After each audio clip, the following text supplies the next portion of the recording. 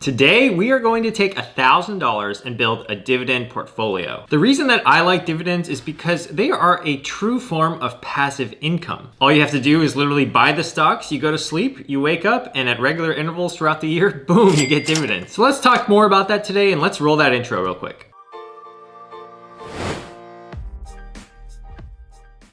Hey guys, welcome back to my channel. My name is Humphrey and I make videos here on YouTube on investing, personal finance, and entrepreneurship. I get a lot of questions from you guys on how to actually start your own dividend portfolio, so today I'm gonna walk you through it step by step. So by watching this video, you're gonna learn 1, the pros and cons of starting a dividend investing portfolio, 2, what to look for when selecting stocks in a dividend portfolio, and finally, I'm gonna show you a sample dividend portfolio that I made with $1,000, and also I'm gonna give you some analysis of a few of the stocks that I chose for that $1,000 portfolio. So let's get right into it, and first we're gonna be talking about the pros and cons of a dividend portfolio. Starting off with the pros, number 1, passive income. When you own a dividend portfolio, it's a true form of passive income. You actually just buy the underlying security and every now and then you'll get paid a dividend. If you don't know what a dividend is, it's basically when you buy a stock, that company has so much in profit that they're gonna pass back some of their profit back to their shareholders. Typically, dividend stocks are larger blue chip companies. It is entirely possible to build up such a big investing portfolio that all of a sudden you can live off of your dividends, but you do need a lot of money invested to do that. The second pro of owning a dividend investing portfolio is compounding returns. When you reinvest dividends, the growth starts to build upon itself and really just catapults your portfolio into that next stratosphere. Lastly, dividend portfolios protect against inflation. Dividends have increased at a rate of 4.2% since 1912, and inflation during that same time period has been around 3%.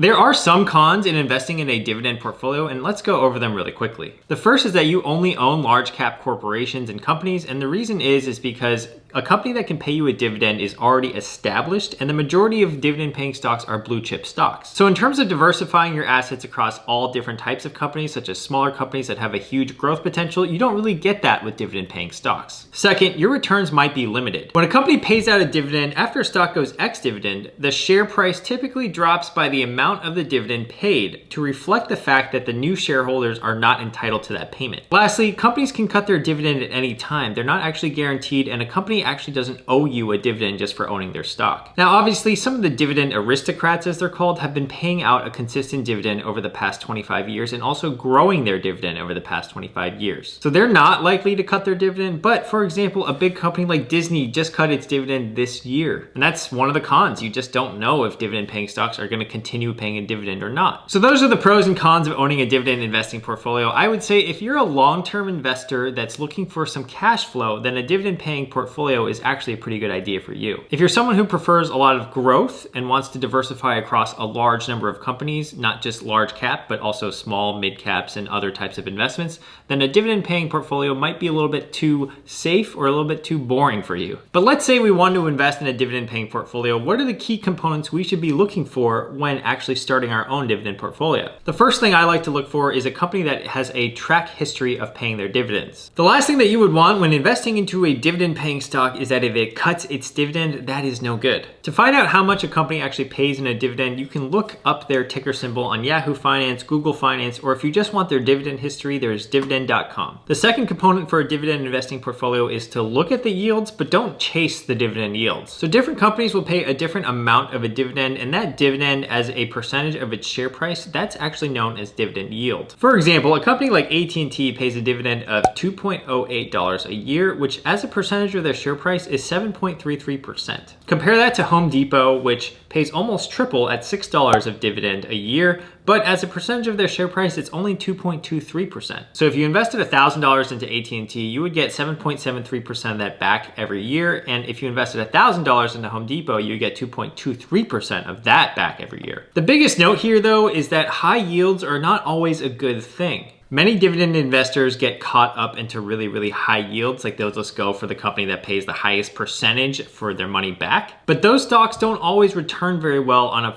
total performance basis. If a company is paying a huge yield on their dividends, it's likely that that company is not reinvesting their profits and trying to expand and grow their underlying business. So that brings me to my next point, which is number 3, you got to pay attention to the dividend payout ratio. The dividend payout ratio is simply represented as total dividends paid divided by the company's net income. The easiest way to put this is, let's say a company gets $10 million a year in profit and they're paying out $5 million a year in dividends. That's 5 million divided by 10 million. So their payout ratio is about 50%. They're paying out half of their profit as dividends every year. The more a company is paying to their shareholders, the less that they're actually reinvesting into their business because all their money is going back to their shareholders and not into the business. Companies with a high dividend payout ratio have less money to work with, and thus their growth potential is stunted. When selecting a stock, it's important to pay attention to their dividend payout ratio because you want to assess whether or not you think their dividend is sustainable in the long term. Lastly, the fourth thing that we should be seeking in a dividend portfolio is diversification. Ideally, we choose between 15, 20, 25, or 30 stocks that are all dividend paying across multiple different industries. What we're doing with a dividend investing portfolio is we're investing for future income cash flow needs. We're not trying to shoot for the moon in terms of total growth. Yes, it is a little bit boring, but boy, are you going to sleep better at night just knowing that your investing portfolio is not going to be super volatile, especially if it's diversified across all different types of industries and all different types of companies. So right now, let's look into a sample portfolio that I built with $1,000, and I'm going to bring this up on the screen. So here it is. Here's my dividend portfolio, and we can see that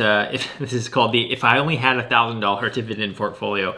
I chose 16 stocks here, and of the 16 stocks, I chose a few that are in each different type of category. So I have some that are in consumer cyclical, I have some that are in consumer defensive, telecom, I have one REIT, some healthcare stocks, technology, and financial services. So as you can see, I'm already well diversified across all the different types of industries. Next, what I did was I took $1,000 and I just wanted to evenly spread them across all the stocks that I had. So I figured that I had right here 16 stocks, I believe. And so what I did was I just took 1,000 divided by 16, and that was $62.5 per share or per stock that I could own. As you can see in column D, I'm gonna highlight it right here. Basically, these are the amount of shares that I could get for each stock based on their current price. And if you notice these companies, they're all really large companies. For example, 3M is one of them, AT&T is another one, Johnson & Johnson, Apple, MasterCard. These companies aren't going anywhere. So real quick, I wanted to highlight some of the stocks that I picked for my dividend investing portfolio and explain exactly why I chose those. The first is Home Depot. If we take a look at Home Depot using the Yahoo Finance website, we can see that currently it trades at $278 as of this recording. The 52-week high is $292 and the low is $140.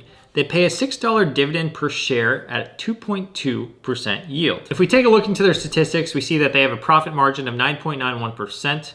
And their dividend payout ratio is 52.33%, which means that they're paying about roughly half of their profit right now as a dividend. Home Depot is not a dividend aristocrat. However, Home Depot remains financially stable, meaning that the company will probably at least continue or grow their dividend in the coming years. Despite coronavirus-related shutdowns, their sales actually increased by 7.1% in the most recent quarter, and Home Depot pays a much higher yield for their dividend in comparison to some of their competitors like Lowe's. Another stock I want to talk about is Coca-Cola. Coca-Cola currently trades for about $49 as of this recording. Their 52-week high is $49.56 and the low is $36.27. It's not too much of a volatile stock. It pays a $1.64 dividend at 3.33% yield per year and a payout ratio of 76.42%. It has a nice healthy profit margin of 26.77%.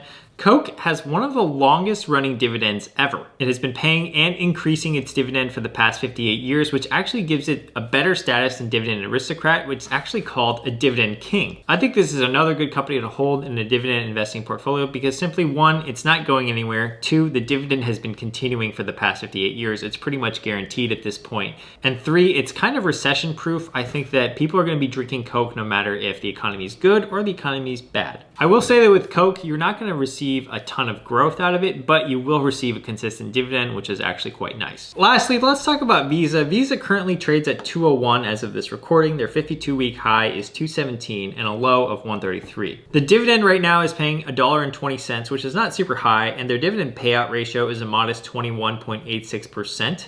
They do have a really high profit margin though, 51.37%.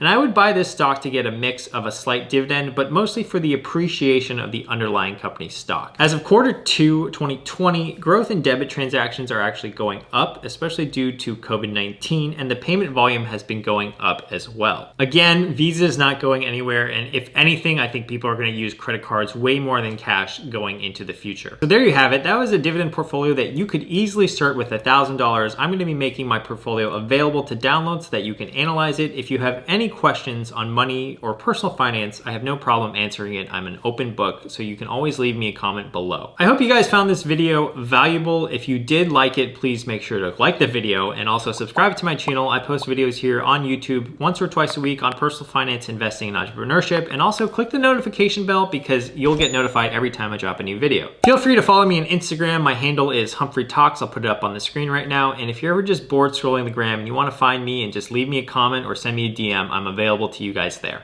Lastly, if you'd like some free stocks from Webull or Robinhood, check out the links in my description below. You'll get a free stock from Robinhood when you deposit any amount of money, and with Webull, if you deposit $100, you could get a stock valued up to $1,600. That was the end of the video. I'm gonna put up my patrons here on the screen, and thank you guys for supporting me so much. Let me know if you have any questions and how I can help out.